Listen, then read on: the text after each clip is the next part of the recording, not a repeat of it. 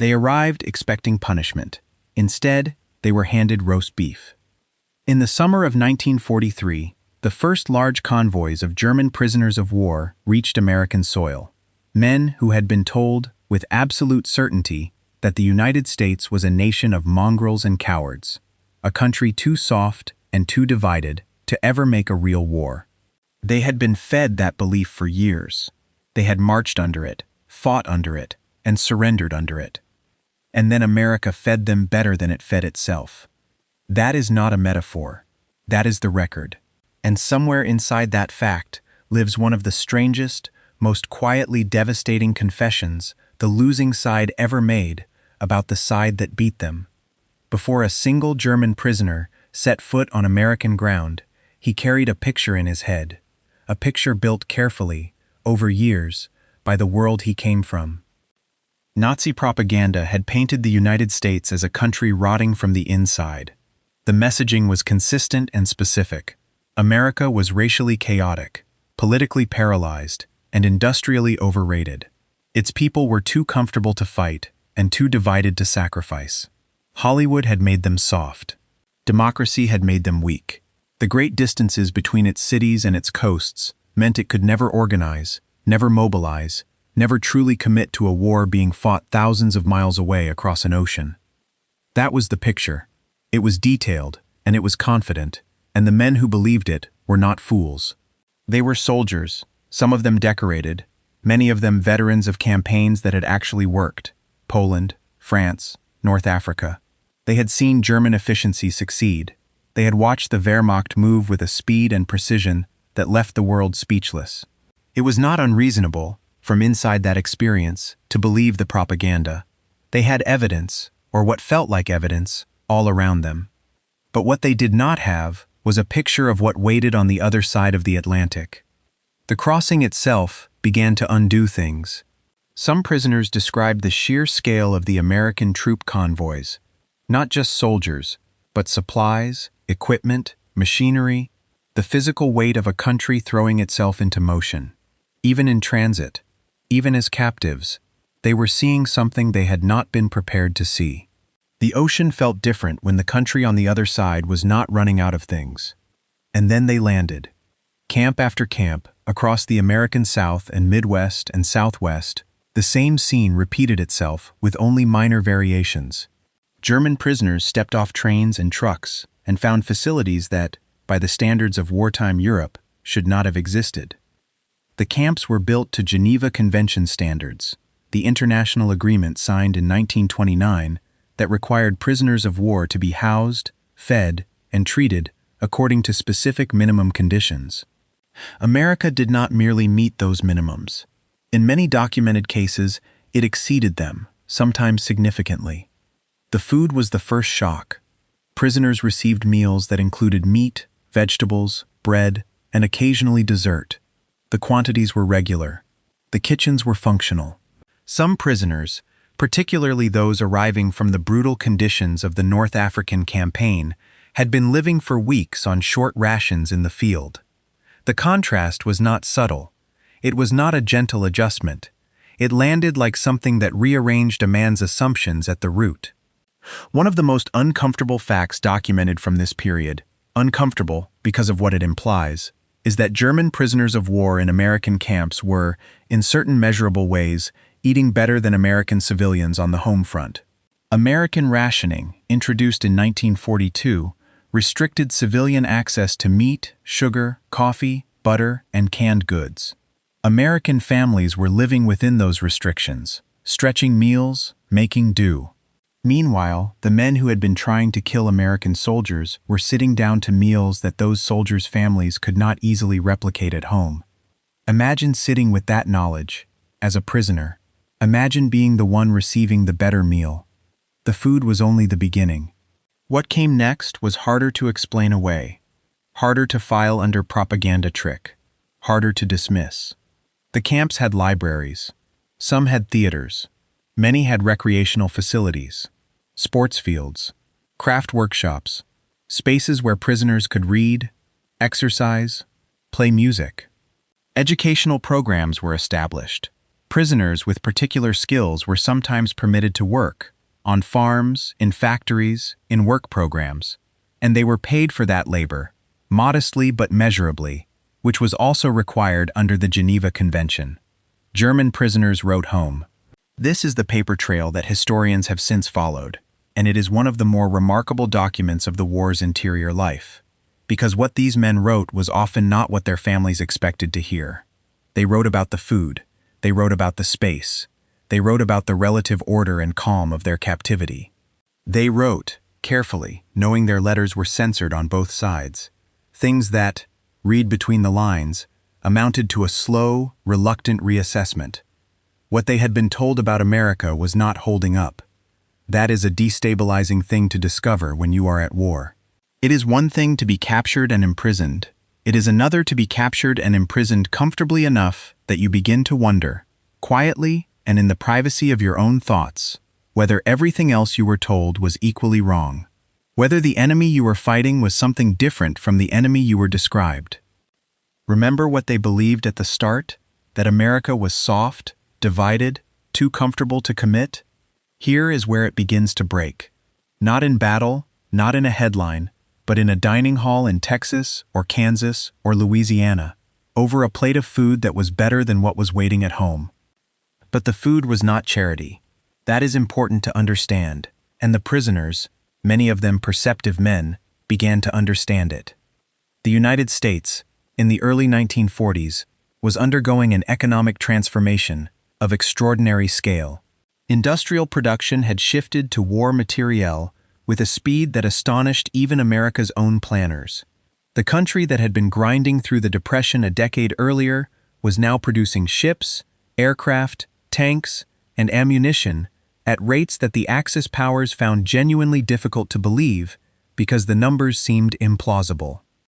The agricultural base of the country was similarly vast. America had farmland, it had grain, it had cattle, and it had the infrastructure, roads, rail, refrigeration, processing plants, to move food from where it grew to where it was needed. When the government rationed civilian food, it was not because America was running out.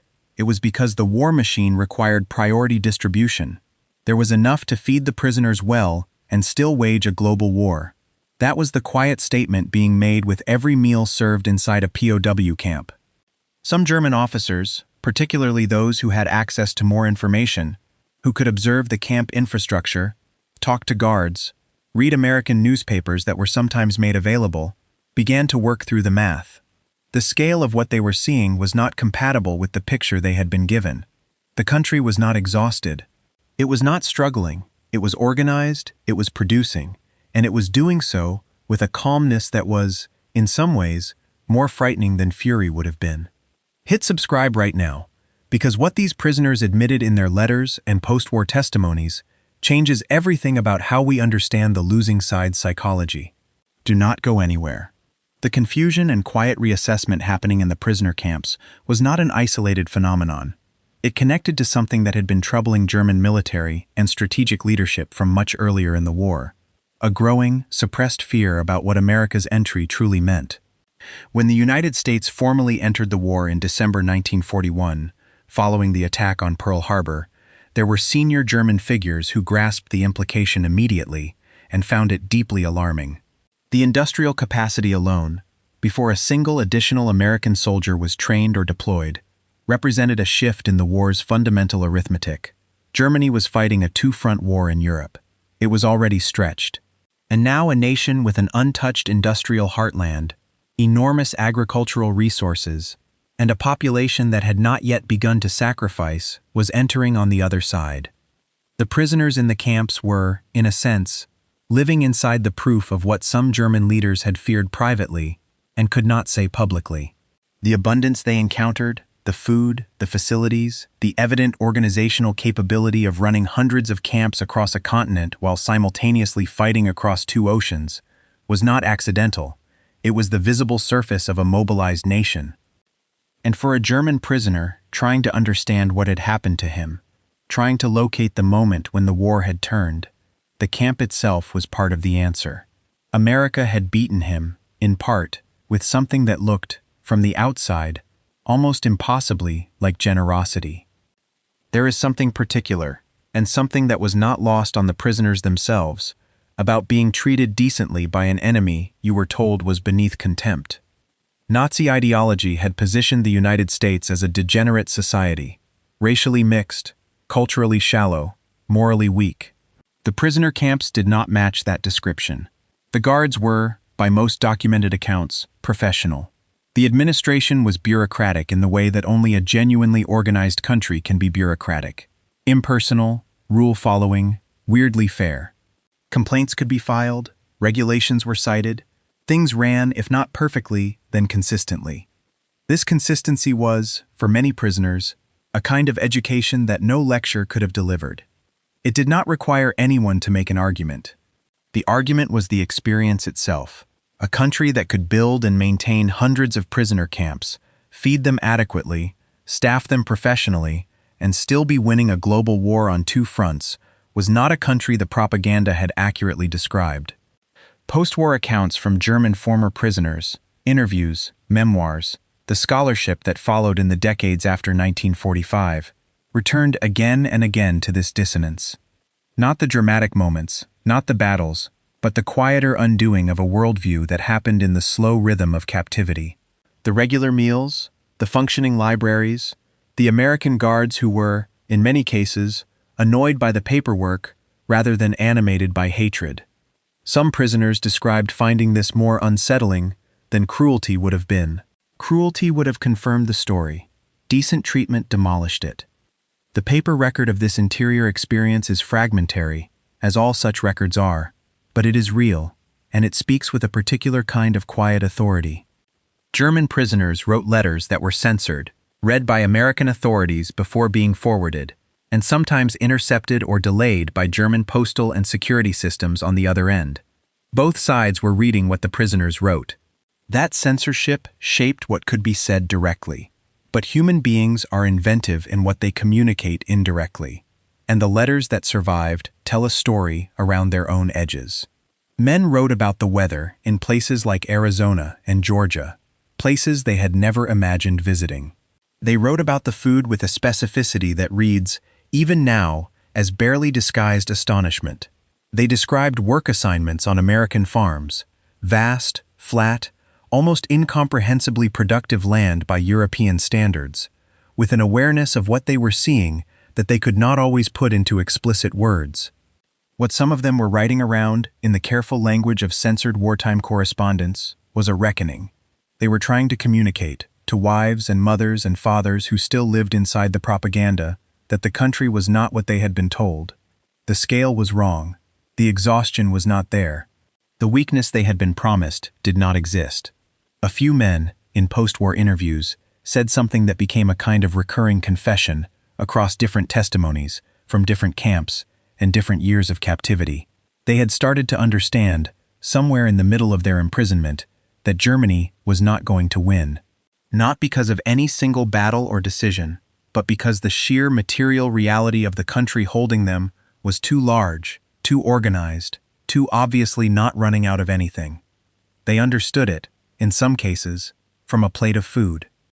And yet, and this is the strange crease in the story that does not smooth out easily, American civilians were living under rationing the entire time. The Office of Price Administration, established in 1942, managed the rationing system that restricted civilian access to meat, butter, sugar, coffee, gasoline, and other goods deemed essential to the war effort. American families used ration books. They planned meals around what was available. They grew victory gardens in their yards to supplement what they could not buy. They were asked to sacrifice, and by most accounts, they did. So the equation was real and documented. An American family in 1943 could not always buy the cuts of meat that their government was serving, under legal obligation, to German prisoners in camps on American soil. That fact was known at the time. It generated complaints, resentment, and a genuine political tension that the Roosevelt administration had to manage carefully. The administration's response, when challenged, was essentially procedural. The Geneva Convention required it, and the United States would not violate the convention, both because of legal obligation and because of the practical reality that American prisoners in German hands depended on reciprocity. How America treated German prisoners shaped how Germany treated American prisoners. The meals served in Texas had consequences in Stalag camps across Europe. That logic was sound. But logic does not dissolve resentment, and the resentment was documented and real. American civilians knew. Some of them did not find it easy to accept. This is the open loop from the beginning, and here is where it closes. The German prisoners who were fed better than American civilians were not simply the recipients of American generosity or legal obligation. They were, without intending it, witnesses. They saw something that those on the German home front could not see, could not be allowed to see. They saw a country that had not yet been truly tested and was already abundant. A country that could afford, even in wartime, to treat its enemies according to a standard it had signed its name to in 1929. And the confession that comes out of the post-war testimonies, gathered across decades of historical work, is not dramatic. It does not arrive with the rhetorical weight of a surrender document. It arrives quietly, in the language of men who had time to think. The confession is this: they had misjudged. The propaganda had not prepared them for what America actually was. The country's strength was not concentrated in any single army or weapon or moment of will. It was distributed in the farms, the factories, the railroads, the legal machinery that required them to be fed, the organizational capacity that meant even prisoner camps ran on schedule. They had been taught to look for a different kind of weakness. They looked, in the dining halls and the library rooms and the farm fields of their captivity, and they did not find it. Some of them found, instead, a kind of respect they were not supposed to feel, and some of them found something closer to grief, for the certainty they had carried across the Atlantic, which had not survived contact with the country that was, quietly and without drama, too large to lose. In the end, what the German prisoners experienced in American camps was not just captivity. It was a slow, involuntary education in the nature of the thing that had beaten them. They arrived with a picture. The picture was wrong. And they spent months, sometimes years, living inside the evidence of how wrong it was, eating the evidence, working alongside it, reading it in the letters they wrote home that could never quite say what they actually meant. The day German POWs were fed better than American civilians is not simply an irony of wartime administration. It is a window into the psychology of losing, the slow erosion of a story a man has been living inside, replaced not by a better story but by plain, unmovable fact. A full plate, a functioning camp, a country that was not running out of anything. That is what the losers saw. That is what they admitted, in their letters, and their silence, and their post-war words. And that quiet admission, not the battles, not the surrender, but the moment a man looked at his dinner and understood he had been wrong about everything, is where this war's real history lives. If this story reached you, subscribe and turn on notifications. Every week we tell the war through the eyes of those who lost it. Hit the like button if you stayed until the end. And tell us in the comments where you're watching from. We read every one. We'll see you in the next one.